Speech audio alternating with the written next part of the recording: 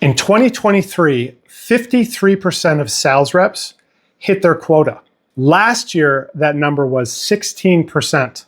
Same profession, same skill set, completely different math. And if you think the answer is just get better, that's exactly the misdiagnosis I want to talk with you about today. If you've been in sales for a while, you've probably had this thought recently. Why does everything feel heavier than it used to? Same effort, same ability, worse outcome.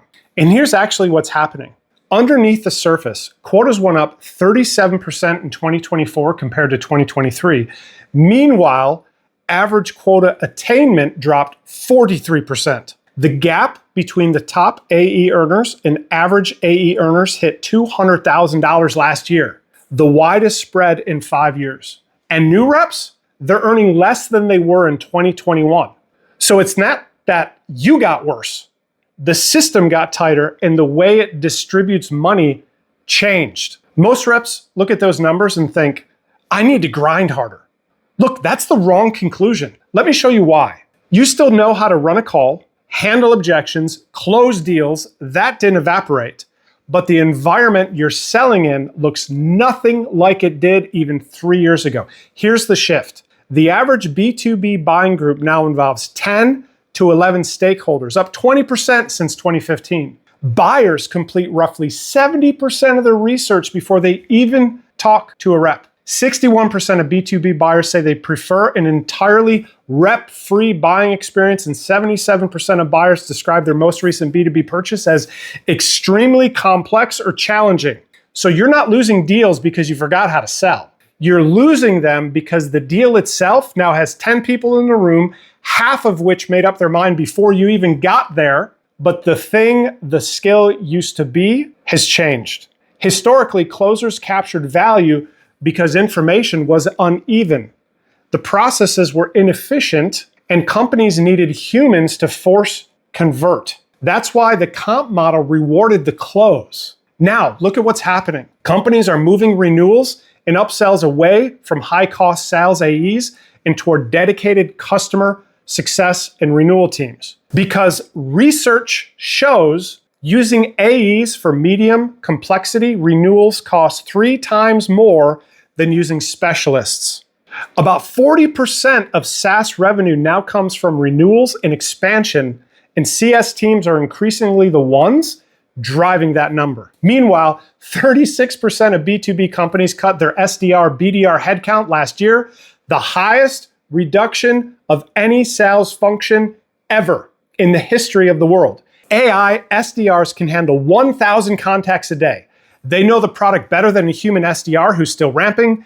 Companies aren't cutting these roles because outbound doesn't work. They're doing more with fewer people in tighter systems. The close still matters, but it's becoming less scarce. And when something becomes less scarce, it gets paid differently. That's not opinion. That's how every market works. And this is where most people in sales get confused. The conversation isn't sales is dying or closing is useless. It's where do you sit in the revenue chain now determines how you're paid. 2 reps, same skill set. Rep A, mid-market AE at a SaaS company, gets assigned leads, runs the sales cycle, closes deals, earns commission per transaction. Every quarter income resets to 0. Quota went up 37% this year. The buying committee has 8 people on it. Deals take 3 to 6 months. They're working harder for less predictable money. Rep B, on the other hand, started as an AE at a similar company, same skill set, discovery, objection handling, closing, but 2 years ago, they moved into a partnerships role. Now they manage a network of channel partners and agency referrals. They still use sales skills every day, negotiating deals, managing relationships, positioning value, but their income is tied to recurring partner-sourced revenue, not individual transactions. Partner-sourced deals close 30% faster at 2 to 3x the rate and tend to be twice the size of marketing or sales-sourced deals. Their income doesn't reset every quarter. It compounds. Same skill set, different position. Completely different outcome. Rep B didn't learn a new skill. They repositioned the one they already had. That's why it feels like you're slipping. Deals require more touches. Buyers are involving legal, and finance earlier.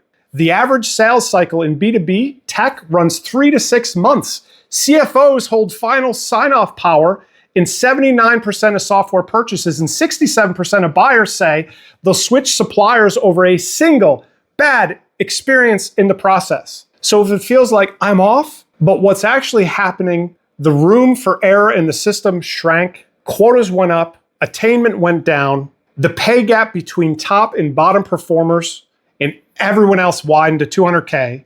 Companies are paying more for proven results, less for potential.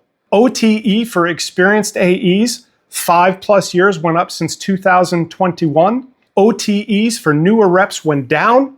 You're not slipping, you're operating in a system that's being recalibrated around you. The game didn't break. The margin for error just disappeared. And the reps who are navigating this well aren't panicking. They're not quitting sales. They're doing 3 specific things. First, they're paying attention to where deals originate, not just where they close. Partner-sourced pipeline converts at 2 to 3 times the rate of outbound, and the reps who understand the origin of their pipeline have leverage. The ones who just work what comes in don't. Second, they're building skills that sit upstream of the close. Discovery, strategic account planning, multi-threading across 10-person buying committees. These are the competencies that AI cannot replicate in that justify premium comp. Sales engineers saw the lowest headcount cuts of any sales role last year, only 14%, because technical consultative selling is harder to automate.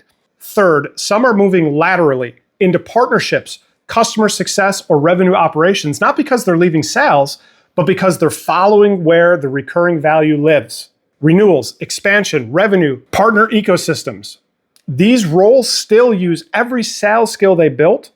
They just attach those skills to compounding revenue instead of transactional revenue. They're not abandoning the skill. They're putting it somewhere where it compounds. You don't need to quit your job or blow up what's working, but you do need to stop assuming that more effort in the same structure fixes the problem, because if the structure changed, effort just compounds in the wrong direction. Here's the one thing I'd do this week if I were in your position. Look at where your closed deals actually came from over the last 6 months. Not who you close, where the opportunity originated. If 80% or more came from inbound leads that you had no hand in creating, you're replaceable in that system. Not because you're bad, because the system doesn't need you specifically. The skill still matters. The question is whether you're using it somewhere that rewards you for it, or somewhere that's slowly repricing it. The skill still matters. The question is, where are you pointing it? God bless.